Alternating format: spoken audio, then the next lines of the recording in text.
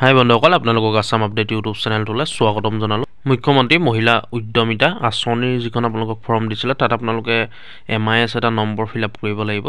যিসকল আত্মসহায়ক গোট আছে সেই গোটৰ এটা MIS নম্বৰ আছে। আপোনালোকে MIS নম্বৰটো কেনেকৈ চাব, নিজৰ মোবাইলতে চাব পাৰিব, কেনেকৈ উলিয়াব পাৰিব, তেতিয়াহে আপোনালোকে 10,000 টকাটো লাভ কৰিব। যিহেতু MIS নম্বৰটো লাগিব আপোনালোকক ফৰ্মখন ফিল আপ কৰোঁতে, মোবাইলতে উলিয়াব পাৰিব। কেনেকৈ উলিয়াব ভিডিঅ'টো চাই থাকিব শেষলৈকে। আৰু যদি চেনেলটো নতুন আহিছে ভিডিঅ'টো লাইক কৰি চেনেলটো ছাবস্ক্ৰাইব কৰি ল'ব এনেকুৱা ধৰণৰ আপডেটবোৰ পাই থাকিবলৈ। এইটো চাওক, ফৰ্মখনৰ যিটো 3 নম্বৰ অপশ্যন আত্মসহায়ক গোটৰ MIS কোড, এই MIS কোডটো আপোনালোকে কেনেকৈ চাব এইটো ফিল কৰিব লাগিব। যিটো 3 নম্বৰ অপশ্যন আছে SHG MIS কোড বুলি। গতিকে চাই থাকিব ভিডিঅ'টো শেষলৈকে। আমি সকলোখিনি কথা অতি কম সময়ৰ ভিতৰতে আলোচনা কৰিম। ভিডিঅ'টো শেষলৈকে চাই থাকিব বন্ধুসকল, তেতিয়াহে আপোনালোকে উলিয়াব পাৰিব। ইয়াৰ কাৰণে আপোনালোকৰ মোবাইলৰ যিকোনো এটা ব্ৰাউজাৰ অ'পেন কৰিব। অ'পেন কৰি তাত টাইপ কৰিব SHG ৰিপৰ্ট বুলি। এনেকৈ টাইপ কৰি চাৰ্চ কৰিব। এনেকৈ টাইপ কৰিব যিটো মই লিখি দিছোঁ ওপৰত আপোনালোকে দেখিছে আৰু তলত আহি গৈছে। এনেকৈ আপোনালোকে SHG ৰিপৰ্ট বুলি টাইপ কৰি পেলাই চাৰ্চ কৰিব। চাৰ্চ কৰাৰ পিছত এইটো যিটো প্ৰথমতে অপশ্যন পাইছে আপোনালোকে SHG ৰিপৰ্ট NRLM বুলি তাত ক্লিক কৰিব। ফাৰ্ষ্টৰ লিংকটোতে আপোনালোকে ক্লিক কৰিব। ক্লিক কৰাৰ পাছত এনেকুৱা এখন পেজ মুকলি হ'ব। ইয়াত আপোনালোকে দেখিছে এনেকৈ পেজখন মুকলি হ'ব। ইয়াত আপোনালোকে ক্ল'জ যিটো অপশ্যন দেখিছে তাত ক্লিক কৰিব, ক্ল'জ অপশ্যনটোত ওপৰৰ। ইয়াৰ পাছত এনেকুৱা এখন ডেছবৰ্ড মুকলি হ'ব। আপোনালোকে দেখিছে এনেকুৱা এখন ডেছবৰ্ড মুকলি হ'ব। ইয়াৰ পিছত আপোনালোকে ছাইডত যিটো 3 ডট দেখিছে, 3 লাইন তাত ক্লিক কৰিব। ক্লিক কৰাৰ পিছত যিটো 3 নম্বৰ অপশ্যন দেখিছে আপোনালোকে ৰিপৰ্টছ বুলি তাত ক্লিক কৰিব। ৰিপৰ্টছত ক্লিক কৰাৰ পিছত ইয়াত আপোনালোকে 3টা অপশ্যন পাব। এটা এনালাইটিকেল ৰিপৰ্টছ, আৰু এটা গ্ৰাফিকেল ৰিপৰ্টছ, আৰু এটা GIS ৰিপৰ্টছ। আপোনালোকে এনালাইটিকেল ৰিপৰ্টছ যিটো অপশ্যন আছে তাত ক্লিক কৰিব। ইয়াৰ পাছত এনেকুৱা এখন পেজ মুকলি হ'ব। ইয়াত আপোনালোকে ফেডাৰেশ্যন ৰিপৰ্টছ যিটো অপশ্যন দেখিছে তাত ক্লিক কৰিব। ক্লিক কৰাৰ পিছত ইয়াত আকৌ আপোনালোকে 3টা অপশ্যন পাব। ইয়াত আপোনালোকে ছেকেণ্ড যিটো অপশ্যন দেখিছে ফেডাৰেশ্যন ডিটেইল ৰিপৰ্ট বুলি, সেই অপশ্যনটোত আপোনালোকে ক্লিক কৰি দিব। ছেকেণ্ড যিটো অপশ্যন দেখিছে সেইটোত ক্লিক কৰিব। V2 বুলি যিটো লিখা আছে।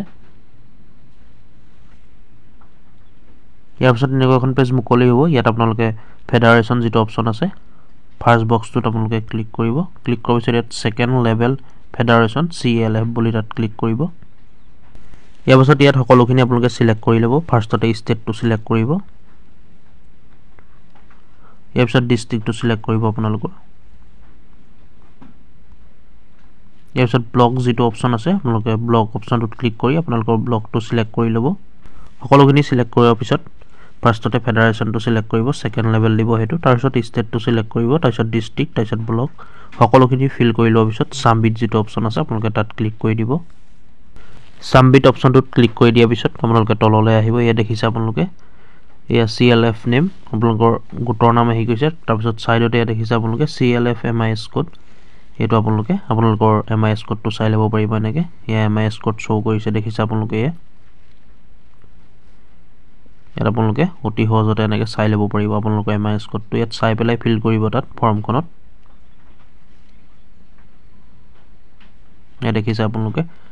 আৰু যদি ইয়াত ফাৰ্ষ্টতে নাপায় আপোনালোকে ছাইডলৈ যাব। ইয়াত 2টা অপশ্যন আছে ছাইডত দেখিছে আপোনালোকে, নম্বৰ অফ মেম্বাৰ VO বুলি, আৰু তাৰ পাছৰ অপশ্যনটো নম্বৰ অফ মেম্বাৰ SHGS বুলি। আপোনালোকে যদি তাত নাপায়, ইয়াত যদি আপোনালোকে এনেকৈ বিচাৰি নাপায় MIS কোডটো, সেই নীলা আখৰকেইটাতে আপোনালোকে ক্লিক কৰি দিব। যিটো নম্বৰ অফ মেম্বাৰ SHGS বুলি আছে তাত আপোনালোকে ক্লিক কৰি দিব। এটা সংখ্যা থাকিব, মানে টোটেল কিমান আছে সেই সংখ্যাটোতে আপোনালোকে ক্লিক কৰি দিব। ক্লিক কৰি দিয়াৰ পিছত এনেকৈ বাকীখিনি ওলাই আহিব ধুনীয়াকৈ। আপোনালোকে চাই লওক এনেকৈ গোটৰ নামখিনি গোটেইখিনি ওলাই আহিব। এনেকৈ গোটেই গোটৰ নামখিনি এনেকৈ ওলাই আহিব। ইয়াত দেখিছে সকলোখিনি গোটৰ নাম ওলাই আহিলে। আপোনালোকৰ ব্লকৰ আণ্ডাৰত কিমানখিনি গোট আছে সকলোখিনি এনেকৈ আহি যাব। ইয়াৰ ছাইডত যিটো MIS কোড দেখিছে আপোনালোকৰ ওপৰত লিখা আছে SHG MIS কোড বুলি, সেই MIS কোডটো প্ৰয়োজন হ'ব। দেখিছে আপোনালোকে MIS কোডটোৱে ফৰ্মখনত ফিল কৰিব লাগিব। এনেকৈ আপোনালোকে অতি সহজতে 2 মিনিটৰ ভিতৰতে MIS কোডটো চাব পাৰিব। আৰু আপোনালোকে যদি গুগলত চাৰ্চ কৰিবলৈ অসুবিধা পায়, মই ডিছক্ৰিপশ্যনত লিংকটো দি থ'ম, আপোনালোকে ডাইৰেক্ট গৈ ক্লিক কৰিব। ক্লিক কৰাৰ পিছত এনেকুৱা পেজখন ডাইৰেক্ট মুকলি হৈ যাব। আপোনালোকে এনেকৈ অতি সহজতে চাব পাৰিব। গতিকে বন্ধুসকল ভিডিঅ'টো আজি ইমানেই আছিলে। আৰু বন্ধুসকল যিসকলৰ নতুনকৈ ৰেজিষ্ট্ৰেশ্যন কৰিছে সেইসকলৰ MIS কোডটো নাহিবও পাৰে। কথাটো কৈ দিছোঁ বন্ধুসকল, নহ'লে আপোনালোকে এনেই হাবাথুৰি খাই পৰিব। সেইকাৰণে যিসকলৰ নতুনকৈ ৰেজিষ্ট্ৰেশ্যন কৰা হৈছে সেইসকলৰ হয়তো নাহিবও পাৰে। ভিডিঅ'টো ইমানেই আছিলে, ভিডিঅ'টো শ্বেয়াৰ কৰিব যাতে সকলোৰে সুবিধা হয়, আৰু ভিডিঅ'টো লাইক কৰিব। কিবা সুধিবলগীয়া থাকিলে কমেণ্ট কৰি জনাব নিশ্চয়। ভিডিঅ'টো লাইক কৰিব, লগতে চেনেলটো ছাবস্ক্ৰাইব কৰি ল'ব এনেকুৱা ধৰণৰ আপডেটবোৰ পাই থাকিবলৈ। ধন্যবাদ। জয় আই অসম।